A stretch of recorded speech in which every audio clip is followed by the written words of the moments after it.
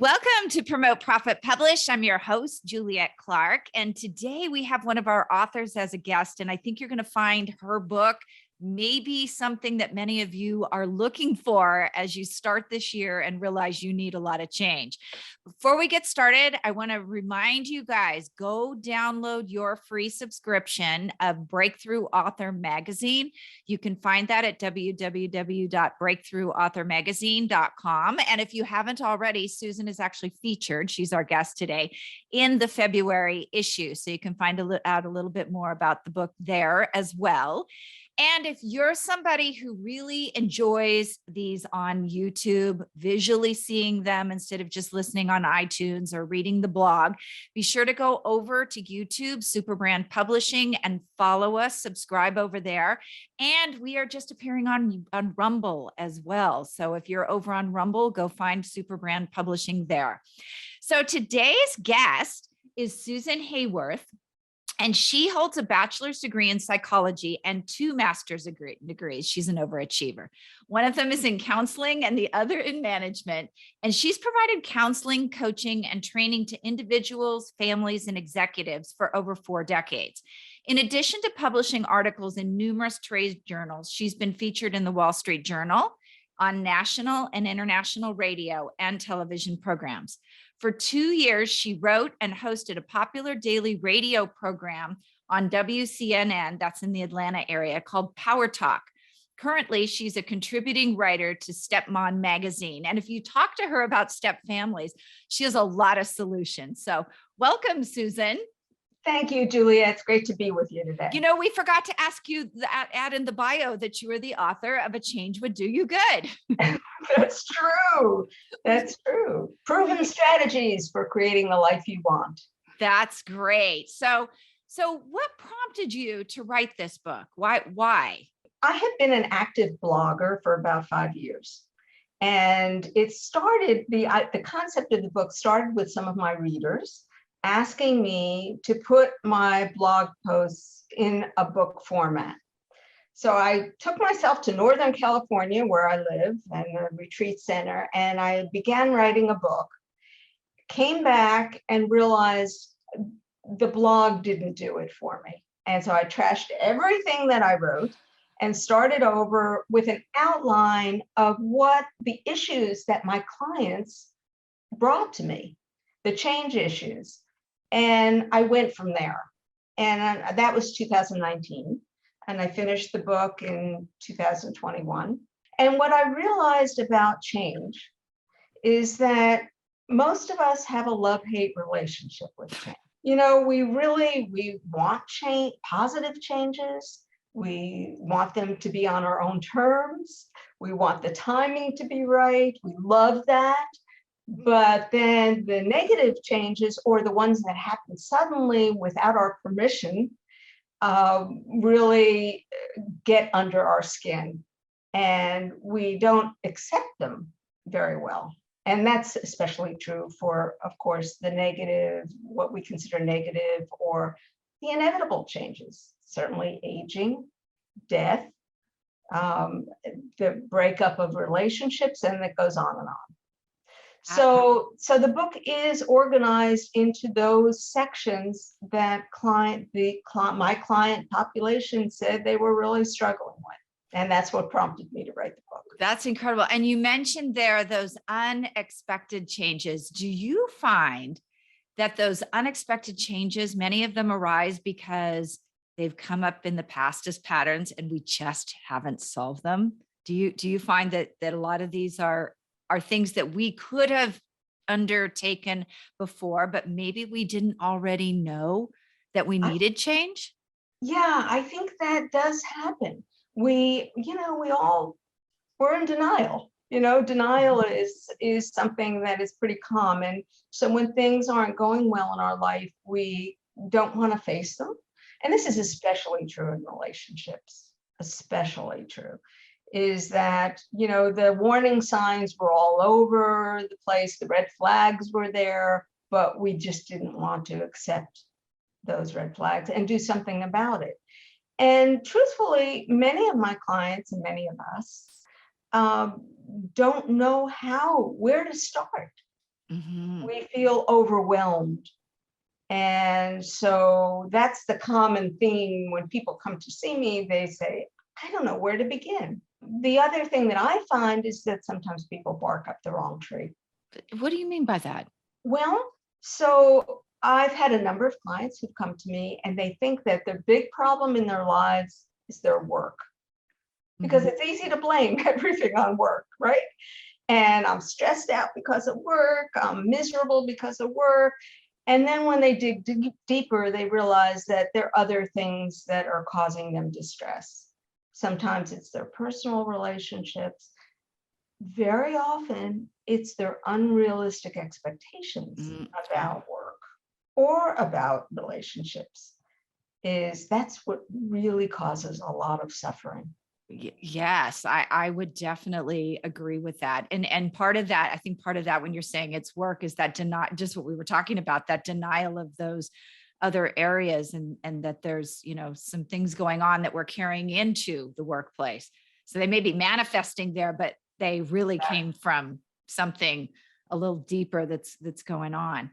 So I know a lot of times that people don't embrace that. They'll embrace it. They'll say, okay, I'm ready to change. But then they get into the change, and when it doesn't go smoothly, they stop. So how do you address that? And I think the biggest thing I'm talking about here is people who jump into it, and there have been these patterns and relationships and way we communicate with others around us.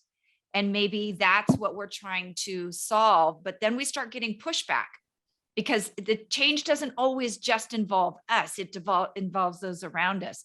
How do you handle things like that with, sort of an evolving change? Yeah, yeah. It goes back to what we were talking about earlier, that change doesn't happen on our own terms. Just because we want to do it one way, we rely on other people to help us. And of course, if we use the work example, so those of us who have looked for work in the past know this is true. So we decide in our minds, we're going to get a new job by whatever date. And then people don't call you back, or you don't get the interview you want, or the interview schedule you want. So you have to rely on other people. And so a big part of the change process and of life is coping with disappointment, Mm-hmm. that other people are not going to cooperate just because you want them to. So you have to learn how to accept that. Acceptance is a big part of it. And you have to have a strategy and be willing to change courses when you get the feedback that your strategy isn't working. And I think the pandemic has really helped us understand that better, because for many of us, our goals were just upended by the pandemic. Right. We couldn't do things the way we thought we wanted to or could do or planned to do. Our vacations, our work schedules, everything was changed.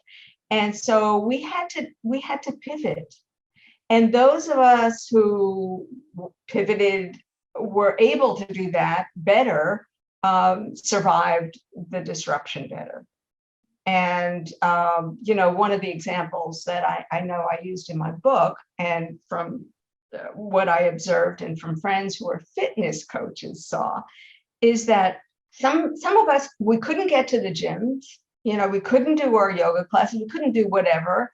And so some people just, sat on their tushies and just ate bonbons all day, while other people thought, okay, I can do arm curls with soup cans, and I don't have to go to the gym. I can do this or that or the other thing. And so, the ability to pivot, the ability to make changes quickly helps us get to where we want to go.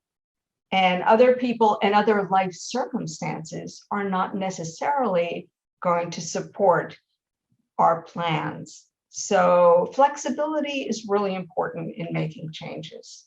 Absolutely. And then the other thing, when you were mentioning that, I remembered right after, about a month after the pandemic started, someone called me and wanted to start their own online business.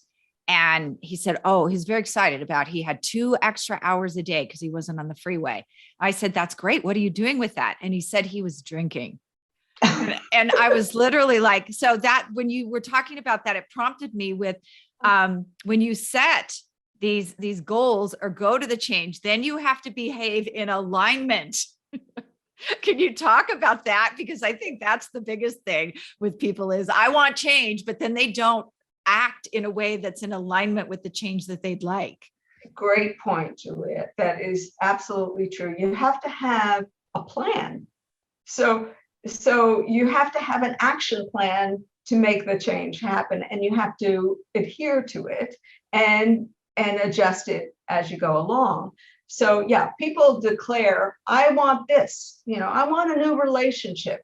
And then, they wait for the UPS driver to come, and that's the only person they see every day. So you have to do something about it. I talk in my book about the difference between expectations and hope, and what hope really is, because people think just hoping for something, wishing for something will make it happen.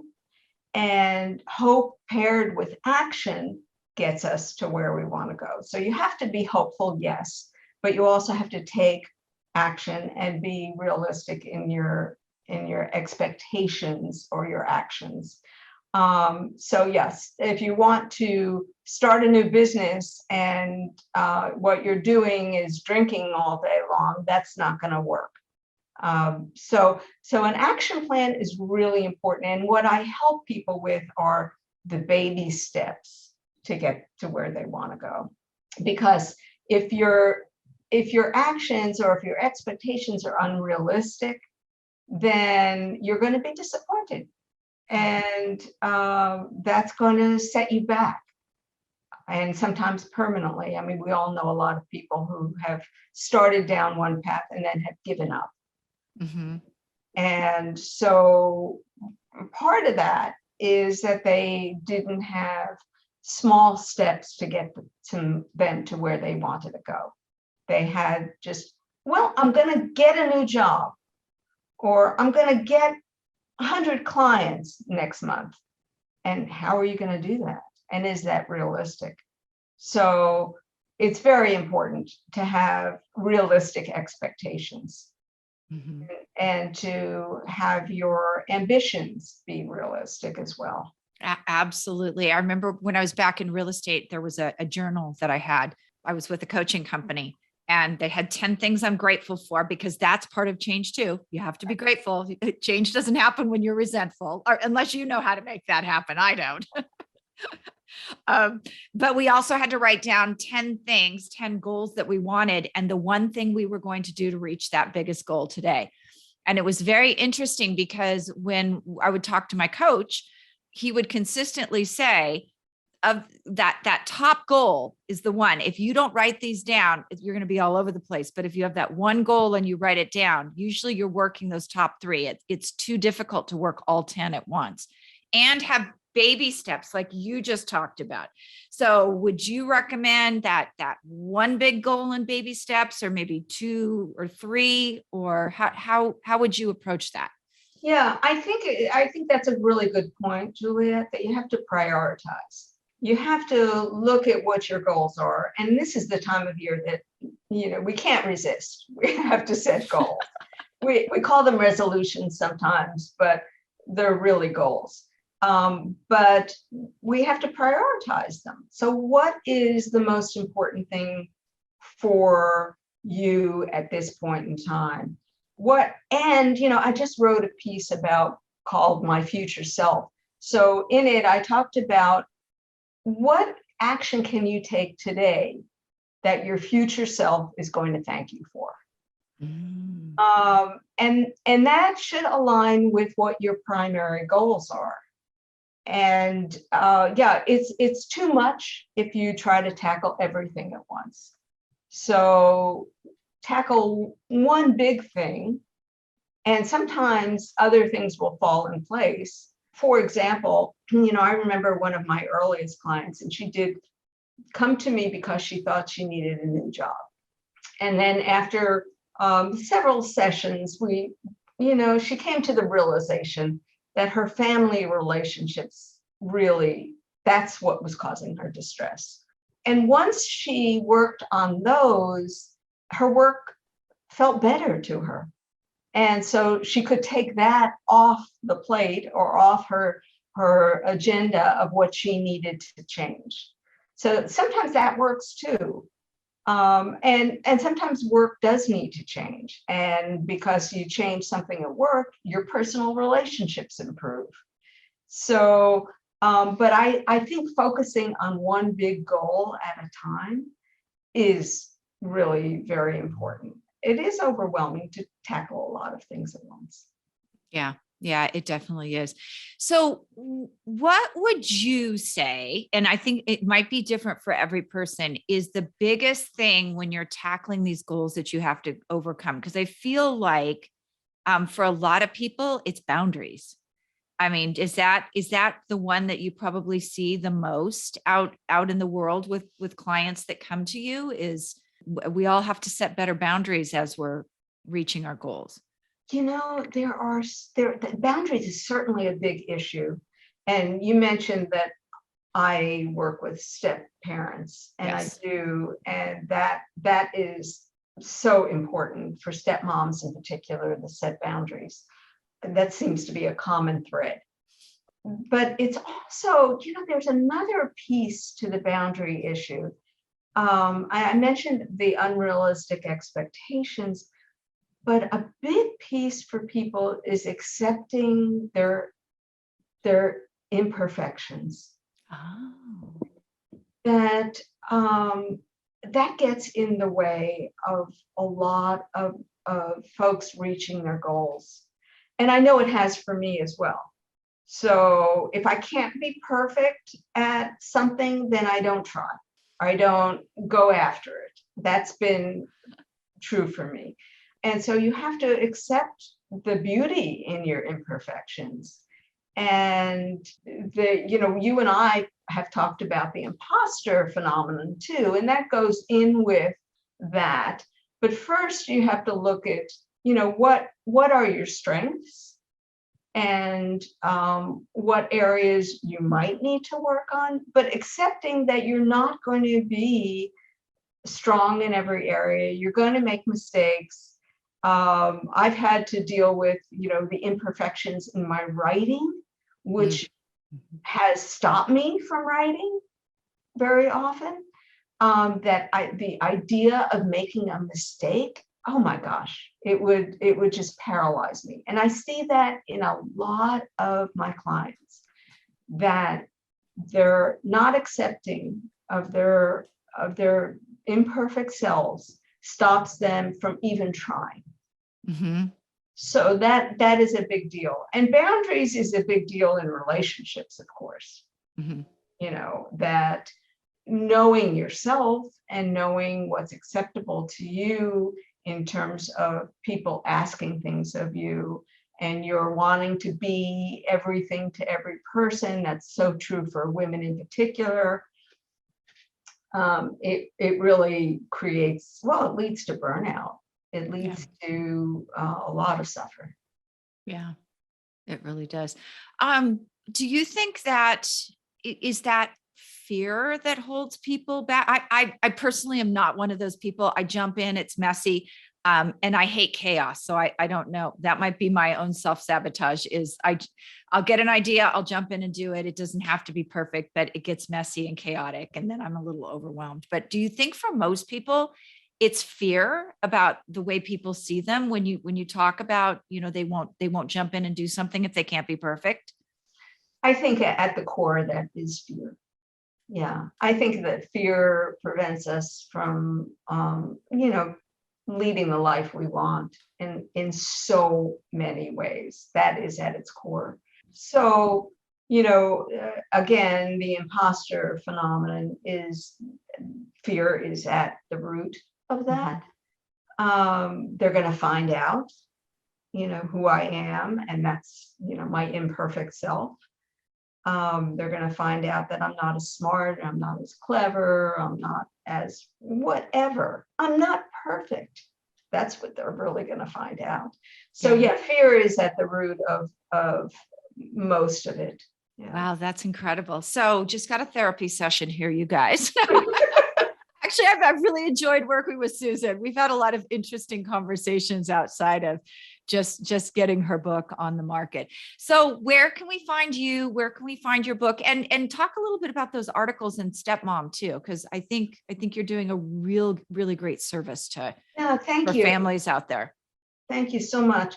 Well, I am, my company, my practice is Cambios Coaching and Consulting, and Cambios is a Spanish word that means change. And so my website is cambioscoaching.com, and my blog is part of the website, and there's all kinds of interesting articles in there, so they can find me that way.